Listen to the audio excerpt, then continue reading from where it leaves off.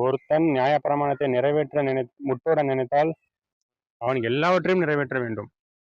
அப்படின்னா நீ கோபுரத்துக்கு சென்றதான் அங்க கடவுள் தான் இருக்காருங்கன்னா, இனி நியாயப்பிரமாணத்தை நிறைவேற்ற முற்படுகிற. அப்படி நீ நியாயப்பிரமாணத்தை நிறைவேற்றணும்னு நீ முற்பட்டனா, நீ விருத்த சேதனம் பண்ணியிருக்கணும். நீ சேவல், மாடு எல்லாத்தையும் பலியிட்டு எல்லாத்தையும் முற்பட்டு நான் நீதிமான்னு கடவுள் முன்வதை காண்பிக்க சென்றிருக்கணும். அப்படி சைமன் பீட்டர் அவர்களை நீங்கள் விருத்த சேதனம் பண்ணியிருக்கிறீர்களா? அப்படின்னா நியாயப்பிரமாணத்தை எவனாலையும் நிறைவேற்ற முடியாது என்று வேதம் கூறுகிறது. நியாயப்பிரமாணத்தை நிறைவேற்றினவர் இயேசு கிறிஸ்து மாத்திரமே. அதைத்தான் நியாயப்பிரமாணத்தை இயேசு கிறிஸ்து சிலுவையில் அடித்து விட்டார். நீங்கள் சைமன் பீட்டர் அவர்கள் மறுபடியும் கட்டட ஆலயமாக நியாயப்பிரமாணத்தை எடுத்து வைக்கிறீர்கள் என்றால் நீங்கள் சகிப்பிக்கப்பட்டவர்கள் என்று வேதம் கூறுகிறது. ஏன்னா நியாயப்பிரமாணத்தை ஒருத்தனும் கடைப்பிடிக்கவே முடியாது. நீ கட்டட ஆலயத்துக்கு 7வது நாள் கோபுரத்துக்கு நீ போனா நீ விருத்த சேதனம் பண்ணிருக்கணும்.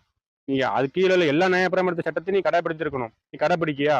வெறும் 7வது நாள் கட்டட ஆலயத்துக்கு போனா கடவுள் இருக்காரு நீ போதிச்சிட்டு இருக்கனா, நீ சபிக்கப்பட்டவன் என்று வேதம் சொல்லுங்க. நான் சொல்லல.